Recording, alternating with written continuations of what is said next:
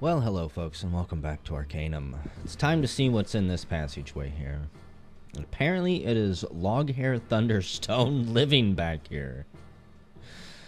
That is interesting. You even have a ladder somewhere. What? Who dares disturb the exile of Thunderstone? Forgive me, your highness. I had no choice but to... Quiet. This insolence is unforgivable. The violation of my ancient right for solitude in exile is not broken so easily. Your life hangs in the balance, stranger. Speak quickly, lest you taste of the fury of Harrow. He lifts a double-edged axe from his belt. We're gonna plead with him. Instead of telling the king to rein in his anger, you got to listen to me. No, stranger. You must listen to me. I've come here to writhe upon the blade of my sorrow, to live the 1,000 deaths by the ancient right of kings. These laws are passed down through the mountain from the beginning of remembered time. Your life is forfeit to them, as is my own. Do you understand? Typo. You have a typo, sir. You would raise your axe against another dwarf. I already know he would. I don't want to threaten him. I guess I'm just going to continue on with the pleading route. I care not of your race, dwarf. Do you have any idea the number of dwarves who have fallen under the blade of Harrow? What do I care of another? Stop! I come with news of the Black Mountain clan. What? How do you know? Speak quickly. Your life still hangs in the balance. Okay, here's the story. Forgive my harsh words before, dwarf brother. I mean you no harm. My crimes are heinous enough without adding to them more dwarfen blood. I completely understand, but I need to know exactly what happened back then. In all the time since the judgment was passed, I have never spoken of it. My shame has held my tongue. It seems that very shame shall now, finally, bring the betrayal to light. Please, your majesty, these elves who approached you, who were they? A delegation of elves sent from the Silver Lady herself. They came not long after Bates had built his first steam engine. Technology in the hands of the human had spread and advanced at an alarming rate. And the elves were hit first and hardest. Okay, but why did technology spread so fast among humans when apparently it had barely spread amongst the dwarves? There are many reasons. Humans, in comparison with the other races, live such short lives. Because of this, I believe that every human action is motivated through fear. The fear of death. You would think that this was a relative issue, that humans would learn to live with this limitation and accept it. This is not true. And Therefore, humans, when confronted with any situation, see it through the veil of their own mortality. Achieve, advance, perform. Humans are constantly driven by the shadow of their own death. This fear, unfortunately, clouds their judgment, deadens their sense of right and wrong. Humans act first, think later, and feel last of all. okay, and in terms of technology? When Bates was given a look at our technology, he was overcome. As a human, his first thought was, what can I use this for? When it should have been, what is the cost of its use? Technology exploded in their hands because they are not burdened with our longevity. Humans rarely live long enough to see the consequences of their mistakes. And what exactly had the spread of technology done to the elves? Did it quicken the pace of their precious trees being cut down or something? Their forests... Of course. Their forests were being cleared with the help of technology. Massive steam-powered clear cutters. The oldest groves, towering and untouched for thousands of years, were being destroyed without prejudice. I saw much of this with my own eyes. The ancient forest of Morbahan is little more than a graveyard now. Were there elves living there or something? I'm unsure, but I don't believe so. But the delegation said that the crimes were against all elves. You see, elves feel a very strong connection to the world, to nature, and especially to forests. It's said that elven souls reside in the oldest trees. I don't know if this is true, but I do know there to be a strong connection between living things and magic.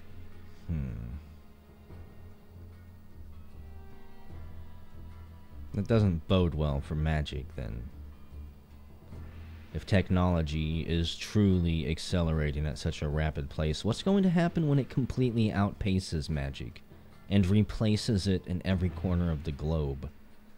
You mentioned a Silver Lady. Who is she? The Silver Lady is Mother Queen to the elves. She is very old, much older than I, and very powerful in the ways of magic. Have you ever spoken to her directly? No. I'm not sure if any but elven eyes have ever been laid upon her.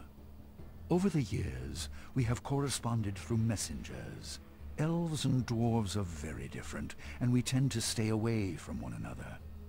But our relationship, as culturally strained as it may be, has always been civil. We don't necessarily understand one another, but we've always respected the differences. I see. Where does she live?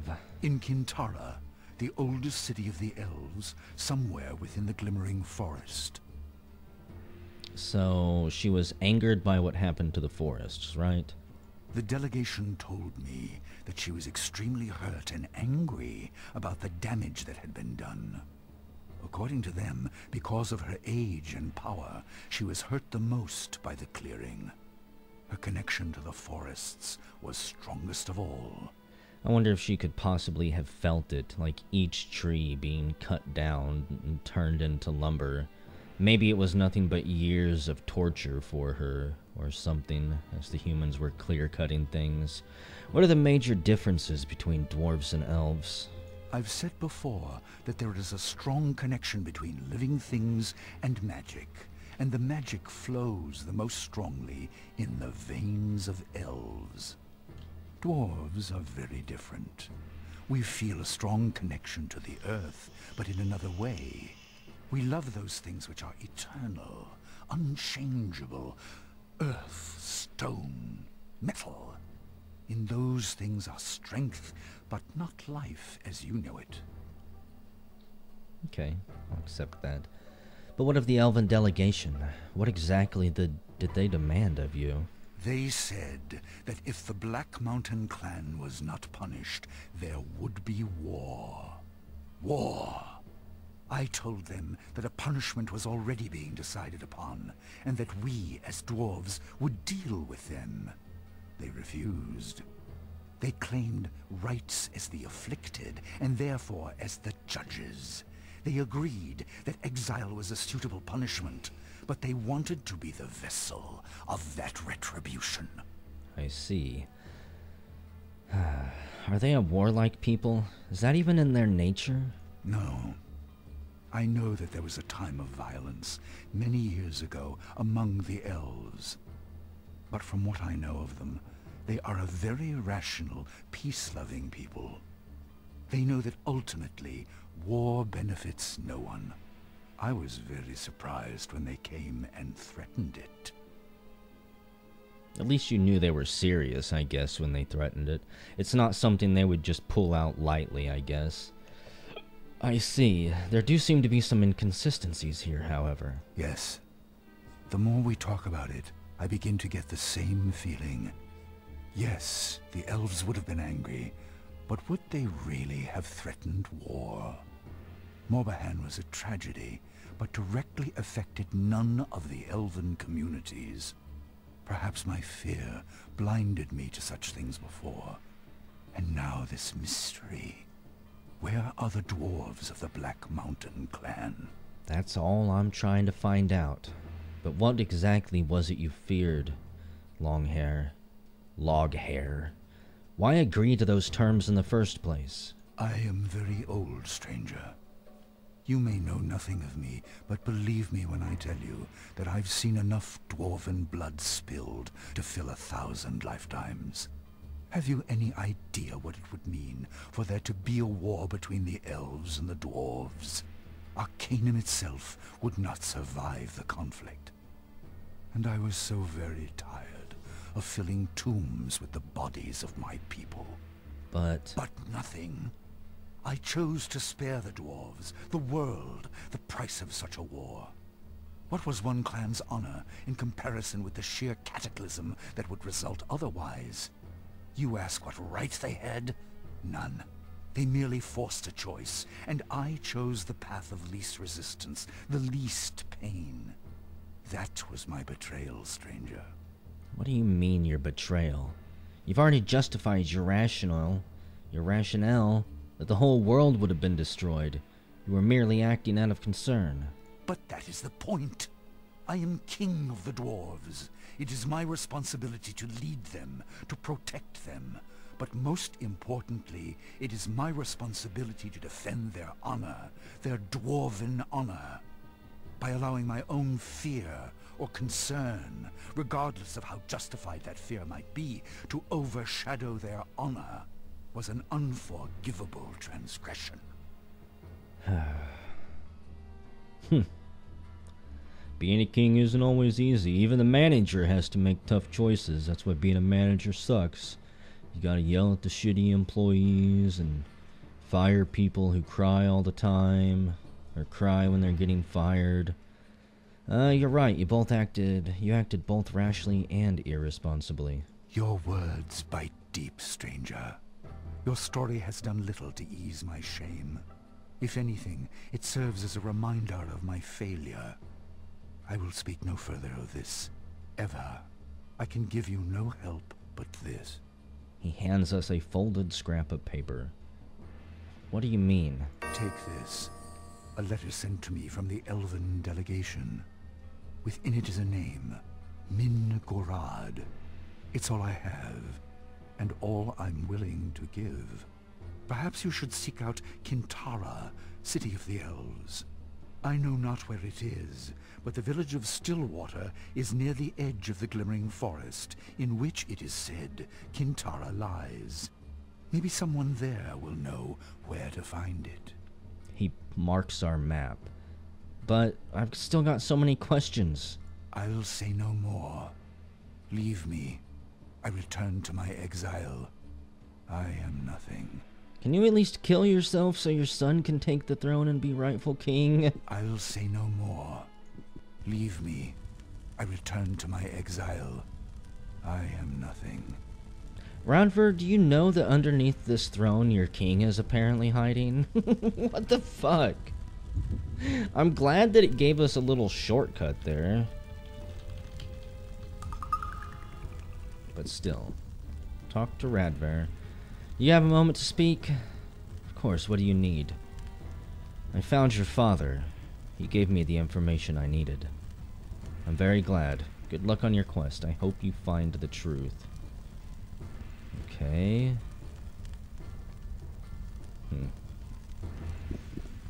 I'm going to assume he knows exactly where his father is underneath the throne, and he actually goes and talks to him every once in a while. That's why he didn't want to give me too much information on it. He was hoping I would go down to the dredges there and never return. Unfortunately for him, I am a little bit better prepared than that now. Let's save it again. We're gonna go down here and try to clear this area out real quick. Might as well get a little bit extra experience. I probably shouldn't put any more points into strength because I really do want to work my way up to making that mechanized plate mill at some point. And I think we'll kill all of these things. A shadow crawler level 30. Maybe we won't be able to kill. Yeah, we'll be able to kill. Be able to kill everything here. I'm a shadow crawler. I have a feeling you guys are good experience. Spider Central. We're gonna find a gigantic spider queen back here, aren't we? It's gonna be nightmare fuel.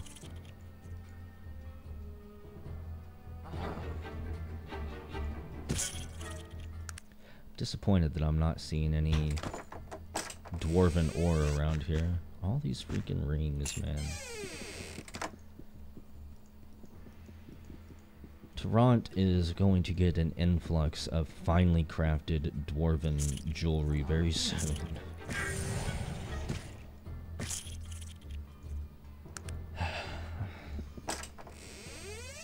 A rusty sword. I'm curious too where Stillwater is on my map since he marked it. The Glitterwood Forest or whatever. I'm not entirely sure exactly what location he marked. But I mean, I ran around the entire accessible area of the map, I thought. So that's gotta be a damaged ship that you put up. And I didn't uncover any other additional cities. I was kind of thinking that if we took his ladder, it would lead us to another path that took us to the other side of the entire mountain. But that apparently is not what is going to happen. So we could go up there. Oh, here we go. Dread Spectral Spider. Level 40! Gee Willikers. I don't know if I can actually take on that. I mean, I am pretty badass now. Don't do it, Jaina. Don't do it! Even a Dread Crystal Spider. I was gonna say, even these little ones can summon companions? Not too keen on that. Question is, where are you? Like a level 3 zombie or something? A level 3 decayed soldier. Freaking close enough. Let's get rid of the little ones. Really? You're going to run in fear? You're a Dread Crystal Spider. Have some respect for yourself. We dodge all of those attacks masterfully. And we only get hit for 12 damage. Awesome. I don't know what you're really capable of, Dread Spider, but I guess we're not going to find out. Surprised you couldn't summon anything. There's spider eggs down here. Schematics for a brain builder. Interesting. If I was a brain builder, what would I be?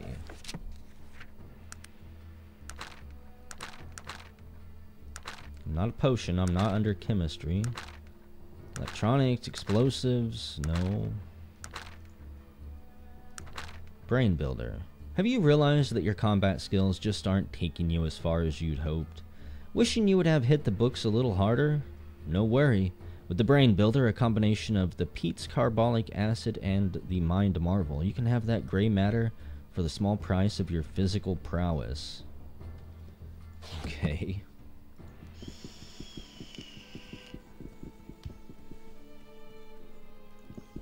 So, what does that do? Lower our strength and give us extra intelligence?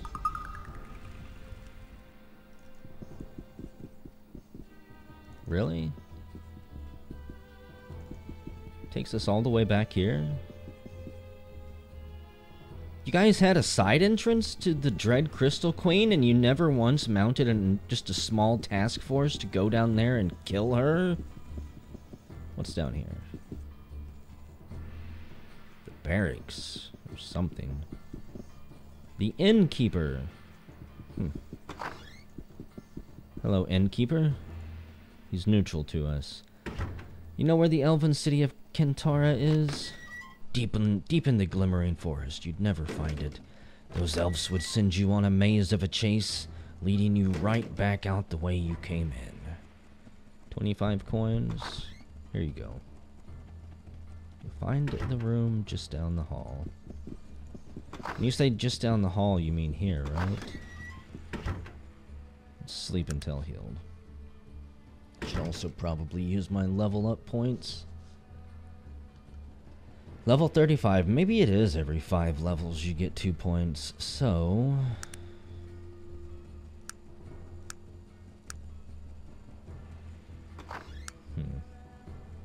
I need to get this all the way up to 80.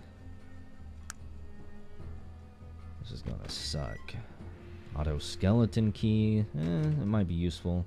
Lock picks plus small springs. So that's easy to make. Trap springer. Springs any traps that might have been placed there. So we could use that to remove traps. Not that they're much of a problem. Eye gear. These glasses afford you increased visual perception both during the day and night. Then bear traps, clockwork decoys, and mechanized arachnid.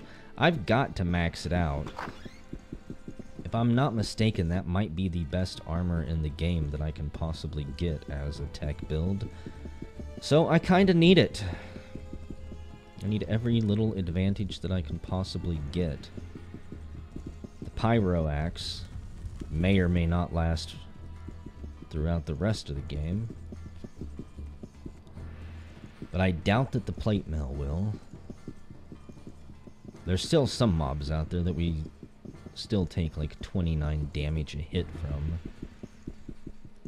And that's not even running into end-game stuff. See, I've killed the creatures. They were a family of crystalline spiders. Dreadful beasts, actually. I've heard legends about dread crystal spiders. Perhaps you ran into some of those. I never actually thought they were real. Thank you, my friend. The Will clan is indebted to you. So they are all courteous to us now. I, however, am not actually done here yet. As I am going to continue exploring and brutally murdering everything through here. Get that easy experience and find the rest of the dwarven loot. I know you bastards are hiding more awesome items down here. It can't be everything. Oh. Sapphire necklace. Iron ore. Why not dwarven ore? And you know, I haven't really seen a whole lot of lava rocks, so we'll take those. I don't care about your pitiful poison. Only 27? Ah. That's nothing. A herbalist. Okay, so we found their shops. I'm gonna guess the inn is up there too. What do you got for me? Invigorator, don't need. Nemus phosphorus tincture.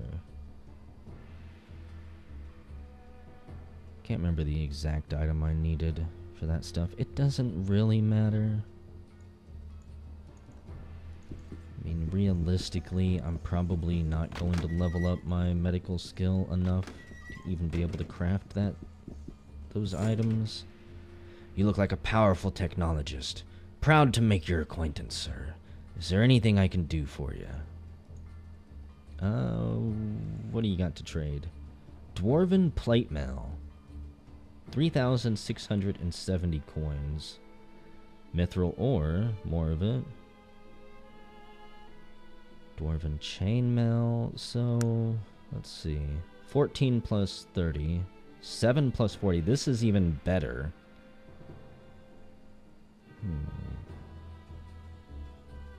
I kind of want that.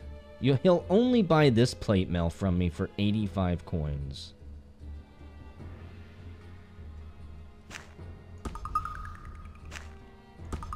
And I'm broke. Down to 36 gold. Okay, now you're just a con artist, aren't you? 11 coins for that, 13 coins for the fancy ring, 8 coins for the rubies. What the fuck, man?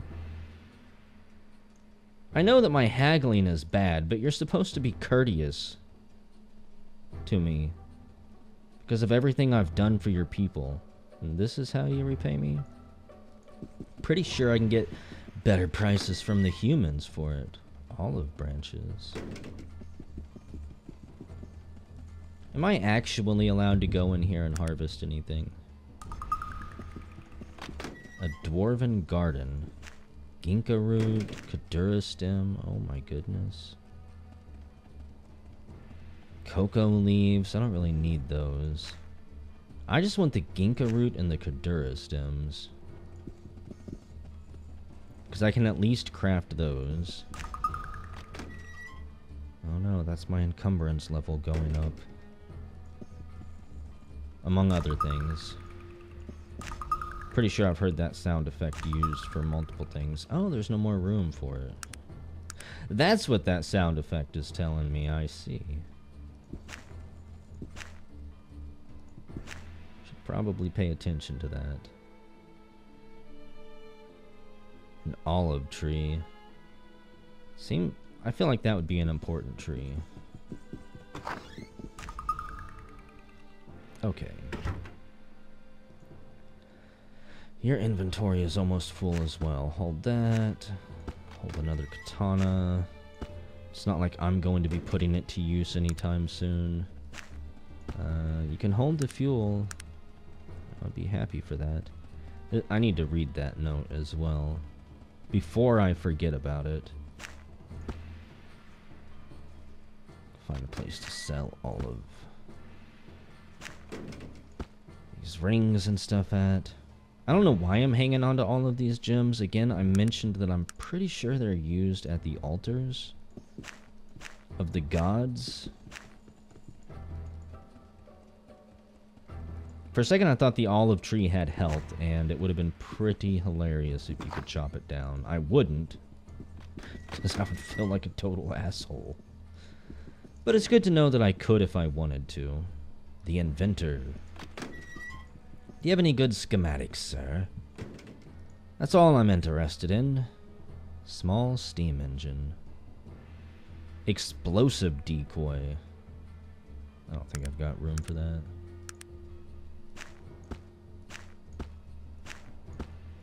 Not if I let the game auto-organize my inventory. Oh, that's right, I'm broke. I don't have enough money. Whoops.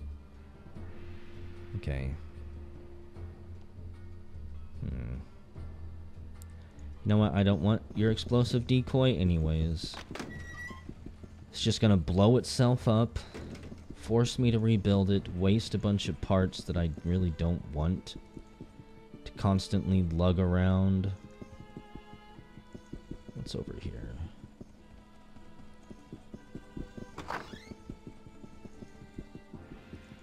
I really probably should spend some time actually talking to all of the side characters here and everything. But for the time being, I am still not going to. Like I say, I haven't fully made up my mind yet if I want to just try and burn through the main quest, or just go until I hit a roadblock, or just go for a while until I get bored with it and feel like branching off. But, after all of the pain and suffering I went through before getting the pyro axe, I kind of just want to see what's going on in the world. We've spent enough time dicking around on the bottom half of this apparent world. I want to say continent, but apparently it's the entire world. And I'm curious about what else is going on. So, where would the elves be? Are they up here somewhere? The Glimmering Forest. I thought that you marked a location on my map. Could have swore that's what he said. I mean, we could go back and finish some of these quests. Torrens Quarry, no. Stillwater, right there, really? That's Stillwater? Okay. That is where we will be heading whenever we come back next video.